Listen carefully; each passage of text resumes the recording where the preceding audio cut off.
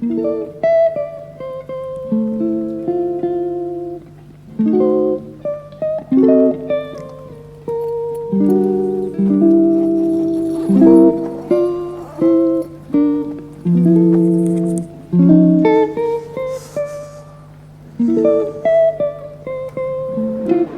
Morning. इन्हीं की बात कर रहा था मैं। ये भी मुंबई के एड्रेस है। इनफैक्ट हमारे घर से बहुत नज़दीक रहते हैं ये। How is the journey till now? Very good. ठंड कैसी थी कल रात में? अरे ठंड बहुत अच्छी थी, मज़ा आ गया। कोई प्लान करूँ वहाँ जाने का भी यहाँ से? ले आज ले, लेकिन ज़्यादा लेट नहीं निकल दो। हो जाएगा, 8:30 बजे निकलेंगे, पहुँच जाएंगे। सबसे पहले भी बाइक को कोल्ड स्टार्ट करते हैं क्योंकि ठंड कल रात को बहुत ज़्यादा थी और जब भी मेरी बाइक ठंडी हो जाती है ना, चालू उनको बहुत टाइम लगाती हो।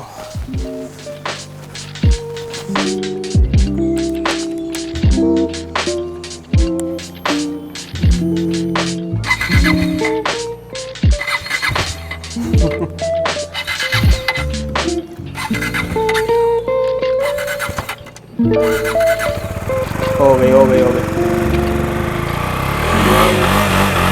मिडिल पे डाल के छोड़ दो फिलहाल। फाइनली हो गए। स्टार्टिंग में हार्ट अटैक दे दी थी थोड़ा। तो अभी फिलहाल हम लोग आधे घंटे में यहाँ से निकल जाएंगे और अभी वक्त हो गया 7:30 आई थिंक। और हम सुबह हम लोग 6 बजे भी उठे थे, बट जब टेम्परेचर हमने देखा तो हम टेंट के अंदर वापस घुस गए।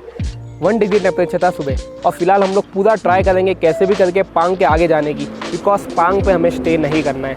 देखा जाए तो थोड़ा टफ है, बिकॉज जो दाचा और सचू के बीच का जो 40 किलोमीटर का स्पैन है, वो पिछली बार जब हम लोग आए थे बहुत ज़्यादा ख़राब था। बट अगर अभी बन गया होगा तो काफ़ी आसानी हो जाएगी हमें जाने में। वैसे तो पांग के बाद भी रोड उतना अच्छा नहीं है, बस मोरे प्लेन्स रोड अच्छा है। बाकी जो बीच में आपको जो छोटे मोटे पैचेस है वो तो ख़राब मिलते ही है। और ले यहाँ से कुछ 225 किलोमीटर से गूगल मैप हमें कुछ 5 घंटे का रास्ते बता रहा है, बट थोड़ा टाइम तो ज़्यादा लग ही जाता है। और आज हम लोग ट्राई करेंगे जितना हो सके उतना कम ब्रेक लेने का। तो अभी चाय ख़त्म करते हैं और निकलते हैं।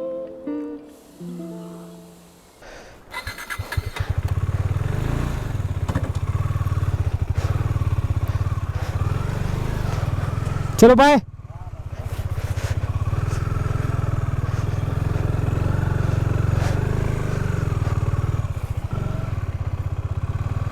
तो अभी फिलहाल हम लोग ने रेनकोट भी पहन लिए, बिकॉज वेदर मैप में बारिश के आसार दिखा देते। और दूसरा, मिट्टी बहुत होगी आज रोडों पे, तो इसीलिए कपड़ों को गंदा होने से बचाने के लिए भी हमने रेनकोट पहना है।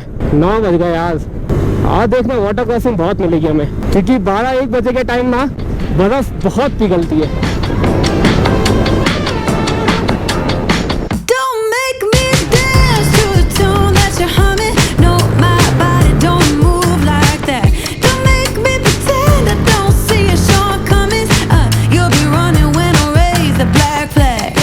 तो ऐसे हमें बर्फ दिखना शुरू हो चुकी है, तो इतना तो पक्का हो गया कि हाई पासेस पे हमें बहुत बर्फ देखने को मिलेगी।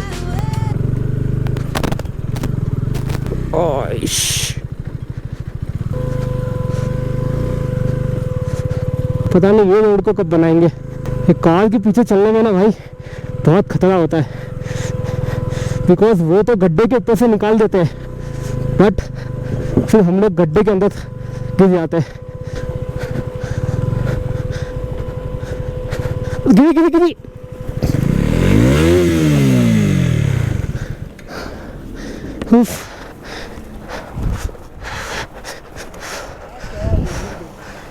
रोक दिया उसने। अबे तो यह ढलान थी ना।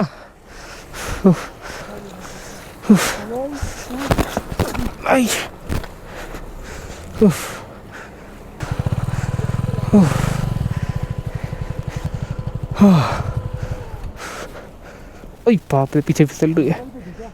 नहीं, ब्रेक लगाओ फिर भी फिसल रही है। अच्छा हो कि सिर्फ खड़े खड़े गिरे, बाइक को कुछ नहीं हुआ और ना हमें कुछ हुआ। अगर कार वाला अचानक से नहीं रोकता ना तो पास हो जाते थे। वो कार वाला अचानक से रोक दिया और एक ढलान जैसी जगह थी, मैं पैर पहुंच नहीं पाया, और जब तक पैर पहुंचा तो आवेश का वजन और सैडल बैग का वजन दोनों लेके गिर गया। लद्दाख आए भाई, ये तो समझ लेना कि गाड़ी 2-3 बार तो गिरनी ही गिरनी है, भले कितना ही एक्सपीरियंस ड्राइवर क्यों ना हो।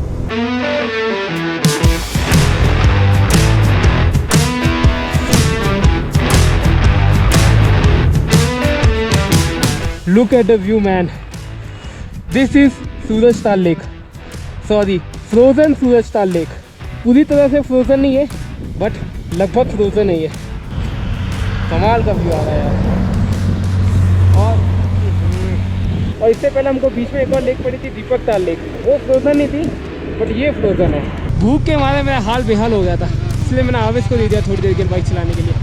फिर जैसे पेट में कुछ जाएगा फिर एनर्जी आएगी, फिर हम स्टार्ट करेंगे अपनी राइड।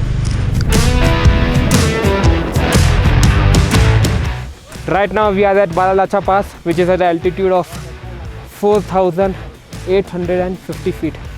हाँ, ठंड भी काफ़ी ज़्यादा है एंड सांस भी काफ़ी फूल रही है, बिकॉज हम लोग वहाँ गए थे फ़ोटो खींचने के लिए और इतनी छोटी सी हमने चढ़ान की है, उसी में हमारी सांस फूल गई। पता नहीं हायर पासेस पर और क्या हाल होगा हमारा। एनीवेज, तकलीफ़ भले कितनी हो बट जब ये व्यू को देखते हैं ना, सारी तकलीफ हट जाती है। एक मिनट में आपको एक्सपोजर कम करके दिखा देता हूँ। हाँ, इस व्यू को देख के ना सारी थकान मिट जाती है। आवेश की तो फटी पड़ी अब तक। क्या लगता है आज ले तक पहुँच पाएंगे? So now we can't waste any more time, because धीरे धीरे अभी हमें बहुत मुश्किल हो रही है। 2 पल के लिए मैं अपना बंदाना निकाल दिया था, सर पकड़ लिया मेरा ठंडी में। जब थोड़ा आगे चल के मैं नॉर्मल हो जाऊंगा तब मैं बाइक वापस ले लूँगा। तो काफ़ी देर तक आवेश में गाड़ी चलाई। अब हम पहुँचे सच्चू, ये सच्चू का बोर्ड लगा यहाँ पे। अब से हमें बहुत ख़राब रास्ता मिलने वाला है। जो भी रोड पे हम लोग ने अब तक गाड़ी चलाई थी वो सिर्फ ट्रेलर था, ये असल पिक्चर है अभी।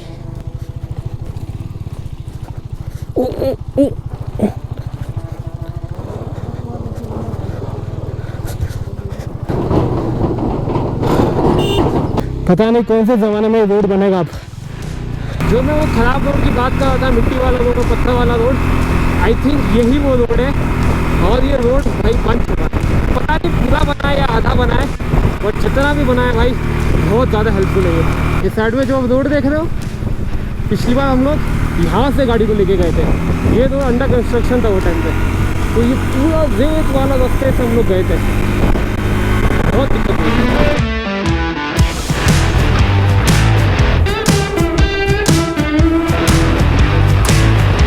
लग रहा है किसी ने बाजू में फ्रीजर चालू करके छोड़ दिया है।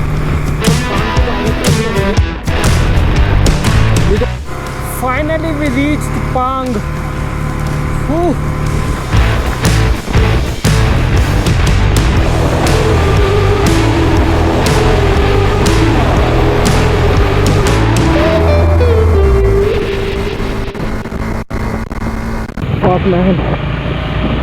अंदर भाई ठंड।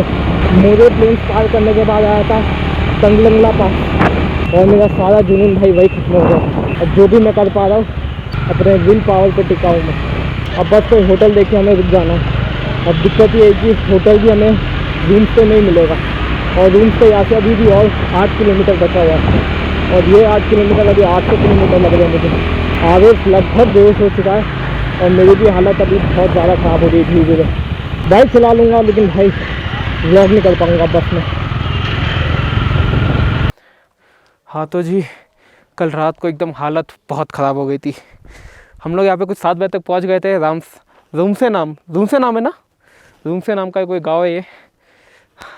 तो यहाँ पे हमें एक होम स्टे जैसे जगह मिली है, 3-4 होम स्टे, इसी में हम लोग एक में रुके थे। और भाई बहुत बिल्ली हालत ख़राब हो गई थी कल। आवेश तो एकदम कप आ गया था, उसको कल रात को बुखार आ गया था। अभी वो मुंडी नीचे करके बैठा है, अभी भी इसकी तबीयत सही नहीं हुई है। मेनली देखा है तो दिक्कत ठंडी की नहीं है, दिक्कत एल्टीट्यूड की है। एल्टीट्यूड इतना ज़्यादा है ना कि सांस फूलने लग जाती है, सर एकदम दुखने लग जाता है, आंखों के सामने अंधेरा छा जाता है। और एक तो डिस्टेंस, हर जगह जहाँ भी आप जाओगे तो डिस्टेंस बहुत लंबा है। कल जो हमें मेन दिक्कत शुरू हुई थी वो सरचू के बाद से शुरू हुई थी। सरचू के बाद से टेम्परेचर बहुत नीचे गिर गया था, और जब तक हम लोग तंगलंगला पास पर पहुँचे तब तक हालत एकदम बेहाल हो चुकी थी। अब देखोगे तो अभी भी पहाड़ों पे बहुत बर्फ़ है, बहुत। वैसे कल रात को मेरी हिम्मत बिल्कुल नहीं थी व्लॉग को एंड करने की, तो इसलिए मैं सीधा जाके चद्दर में सो गया। तो अभी हम लोग यहाँ से फ़िलहाल जाएंगे ले, और आज एक दिन हम लोग ले में आराम करेंगे। अवैस आराम करेगा, तब तक मैं व्लॉग एडिट कर लूँगा। And that's it. तो मिलता आपसे नेक्स्ट वीडियो में। Bye bye, take care and piece.